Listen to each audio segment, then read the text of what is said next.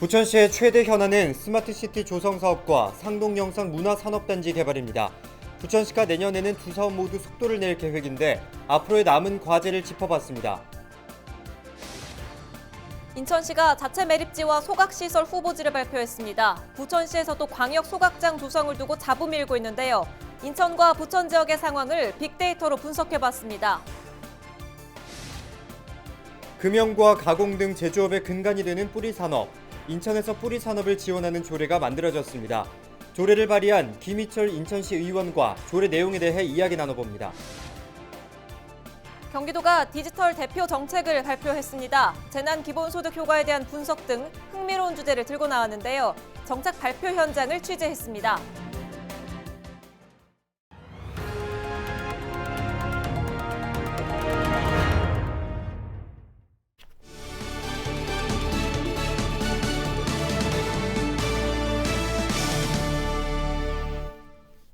여러분 안녕하십니까? 헬로티비 경인뉴스입니다. 부천의 최대 현안을 꼽으라면 단연 스마트시티 추진과 부천 상동 영상문화산업단지 개발 계획을 빼놓을 수 없을 겁니다. 부천시는 내년에도 해당 사업에 더욱더 속도를 내 추진할 계획인데요. 어떤 계획인지 이정하 기자가 정리했습니다. 부천시는 올해 초 정부 스마트시티 챌린지 본사업에 선정됐습니다. 내년부터 부천시는 스마트시티의 모습을 갖추기 위해 다각도에서 사업을 추진할 예정입니다. 부천은 먼저 지역 내 CCTV 활용을 대폭 늘려 시민의 건강과 치안을 지켜나간다는 계획입니다. 지역 방범 CCTV 7,700여 대의 인공지능을 탑재해 얼굴 인식 기능 등을 추가하는 방식입니다. 이렇게 되면 코로나19 등 감염병과 관련된 확진자 동선이나 범죄 용의자 등을 원활하게 추적할 수 있을 전망입니다. 특히 기존 사진과 CCTV 영상 속 얼굴을 대조해 동선을 파악하는 방식으로 역학조사나 수사에 걸리는 시간을 최대한 단축할 수 있습니다. 내년에 구축이 완료될 예정인 이 시스템은 오는 2021년부터 실제 운영에 들어갑니다. 굉장히 풍부한 실데이터를 비교가 안 될 만큼 이렇게 들고 있는 저희의 또 강점이기도 해요. 그래서 그것들 자원을 활용해서 시민들의 건강, 질병 관련해서 CCTV, 저희들이 강점을 들고 있는 CCTV 영상 자료하고 그리고 AI 기술, 조금 더 고도화된 기술로 적용을 해서 지난 7월 부천시가 시민공청회를 열며 추진에 불을 지폈던 부천 상동 영상문화 산업단지 개발 계획. 시는 시민들이 모인 자리에서도 별다른 해법을 찾지 못하자 추가로 설문조사까지 진행했습니다. 당시 부천 상동과 신중동 등 일대 주민 1,300여 명 가운데 800여 명이 찬성 의견을 보냈습니다.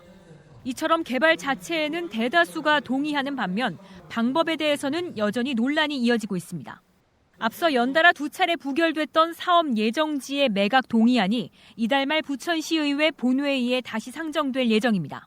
우리 부천에 맞는 그런 기업도 유치하는 것도 바람직하지 않겠느냐, 그런 의견들도 지금 계속 나오고 있더라고요. 처음에 계획했던 대로 조금 미세한 부분들은 조정이 되지만 그 큰 틀에서는 변경될 수가 없다고 봅니다.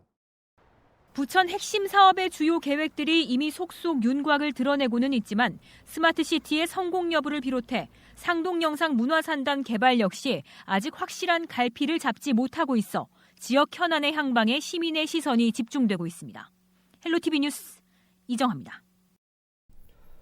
인천시가 자체 매립지와 소각시설 후보지를 발표하면서 웅진군 등 해당 지역에서는 반대의 목소리가 나오고 있습니다. 인천시와 광역 소각장 조성 논의를 하고 있는 부천시에서도 정치권의 반발이 거센데요.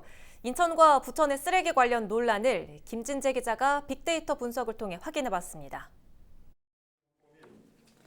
인천시가 지난 12일 자체 쓰레기 매립지와 소각시설 후보지를 발표하자 인터넷에는 관련 기사가 쏟아졌습니다. 인천시 발표 이후 하루 동안 발생한 인천 지역 기사에서 어떤 키워드가 주로 언급됐는지 빅데이터로 분석한 결과입니다. 쓰레기와 매립지, 소각장, 폐기물 등의 단어가 주를 이룹니다. 인천시 자체 매립지의 가칭인 에코랜드와 친환경도 눈에 띕니다. 인천시는 이날 발표에서 에코랜드를 비롯해 권역별 소각시설인 자원순환센터 7곳을 친환경적으로 조성하겠다고 약속했습니다. 특히 박남춘 인천시장은 종량제 봉투를 예로 들며 앞으로 에코랜드에 매립하게 될 쓰레기의 양을 직접 설명하기도 했습니다. 최소한의 쓰레기를 자원순환센터에서 완벽하게 소각한 후 이마저도 90% 이상 자원 재생 등을 통해 재활용을 극대화함으로써 마지막 남은 이 정도 분량만 에코랜드에 담는 것입니다. 하지만 쓰레기 처리 시설 후보지로 거론된 지역들은 즉각 반발하고 나섰습니다. 에코랜드 후보지로 결정된 옹진군 주민들은 이날 인천시청 앞에서 반대 집회를 열고 삭발식을 진행했습니다. 장정민 옹진군수 역시 곧바로 기자회견을 열고 인천시가 계획을 처리하지 않을 경우 무기한 단식에 들어가겠다고 밝혔습니다. 이번 달 말까지 미천의 저는 무기한 단식 농성으로 영면 주민의 슬픔과 분노를 함께할 것입니다. 이후 발생되는 모든 책임은 인천시에 있음을 이 자리에서 밝혀둡니다.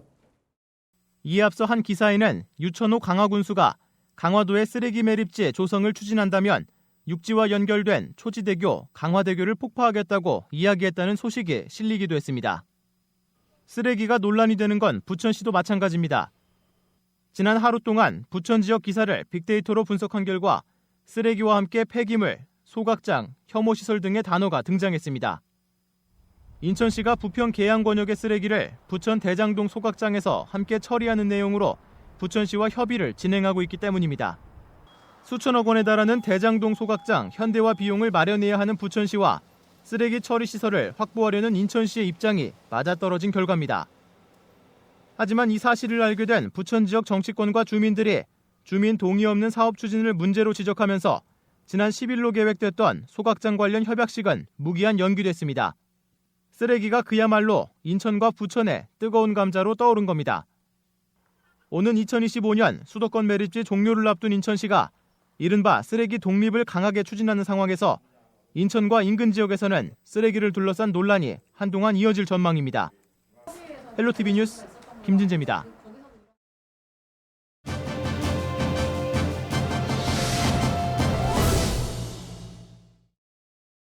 네, 뿌리 산업이란 주조와 금형, 소성 가공, 용접과 표면 처리, 열 처리 등 제조업의 근간이 되는 6개의 업종을 말하는데요. 인천에서 뿌리산업진흥조례가 만들어졌습니다. 해당 조례를 대표 발의한 김희철 인천시 의원과 전화 연결돼 있습니다. 이야기 나눠보죠. 의원님 안녕하십니까? 자, 먼저 이번 조례안을 발의하게 된 취지부터 말씀을 해주시지요.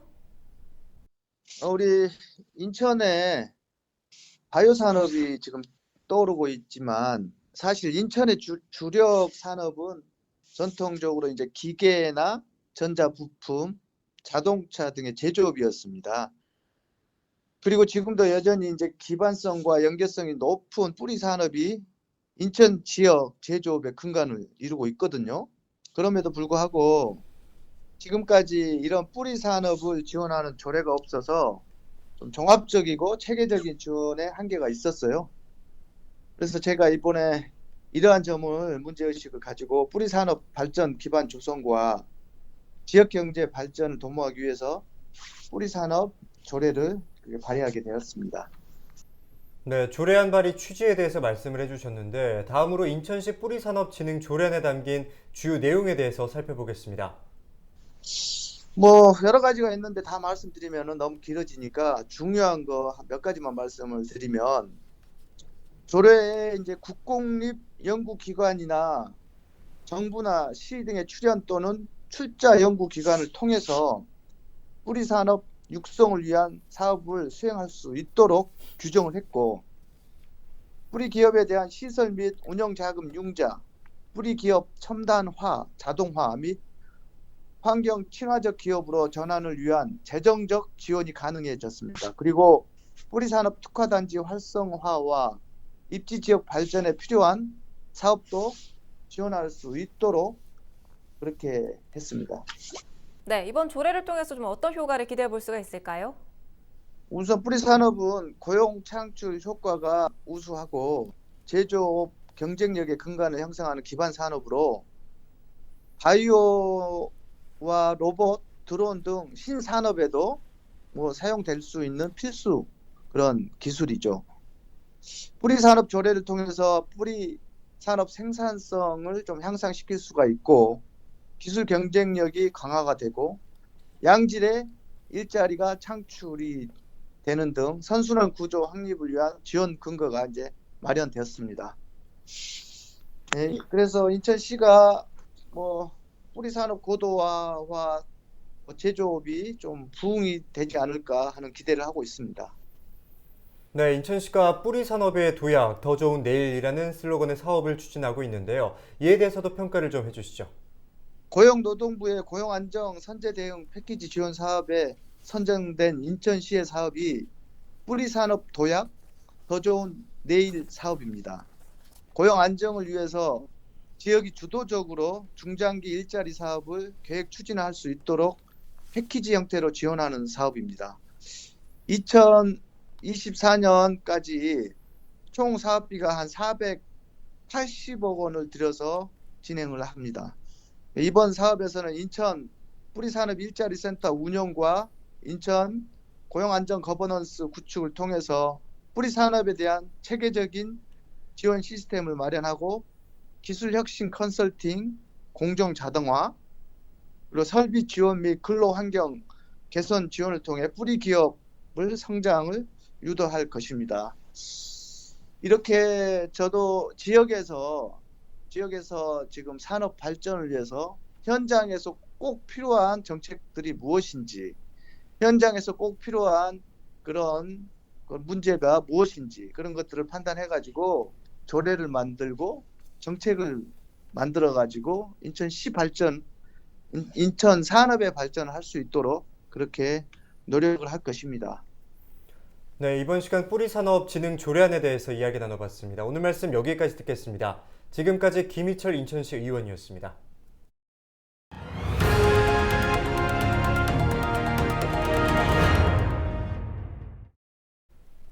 국내 IT 서비스 산업이 나아가야 할 방향에 대해 토론하는 한국 IT 서비스 학회 학술대회가 열렸는데요. 경기도는 3가지 주제로 현재 추진 중인 디지털 대표 정책을 발표했습니다. 재난 기본소득 효과에 대한 분석 등 흥미로운 주제를 들고 나왔습니다. 최지현 기자가 전해드립니다. 한국 IT 서비스 학회 학술대회는 우리나라 IT 산업의 성장 방향을 모색하기 위해 열린 논의의 장입니다. 코로나19 위기를 새 기회로 전환하기 위한 다양하고 폭넓은 논의가 진행됐습니다. 올해의 주제는 한국판 뉴딜과 뉴노멀 시대의 디지털 K-서비스. 11일 하루 동안 열렸고 경기도의 첫 사례 발표로 대회가 시작됐습니다. 경기도는 디지털 정책의 추진 현황에 대해 총 3가지의 대표 정책을 소개했는데요. 먼저 이 시대 최대 현안은 코로나19. 해외에서도 주목받은 경기도 재난기본소득. 이에 대한 소비 데이터 분석 결과를 내놓아 큰 관심을 샀습니다. 실제 분석을 해본 결과 소상공인이 존재하는 불목 사건과 그리고 전통시장에서 사용된 비율이 거의 80%에 가깝게 파악된 것으로 나타났습니다. 전체적인 추세로 보면 3억 미만이나 5억 미만의 소상공인 중심으로 많은 소비들이 이뤄진 것으로 결과가 나타났습니다. 경기도민이 참여하는 디지털 SOC가 가져올 미래에 대한 추진 정책 발표도 이어졌습니다. 구체적으로는 도민 데이터 배당과 공공 배달 앱 등의 사업을 제시했습니다. 독점에 대한 견제와 건전한 경쟁의 유도, 그다음에 이를 통한 일자리 창출로 도민의 후생을 증가시킴으로써 최종적으로는 도민이 살기 좋은 공정한 경기도를 구현할 수 있을 것으로 이제 기대를 하고 있습니다. 마지막 주제는 디지털 정보 공유를 위한 표준화 정책. 사람이나 컴퓨터가 쉽게 정보에 접근하고 활용할 수 있도록 경기도가 추진하고 있는 표준 개방 원칙 등 전략을 소개했습니다.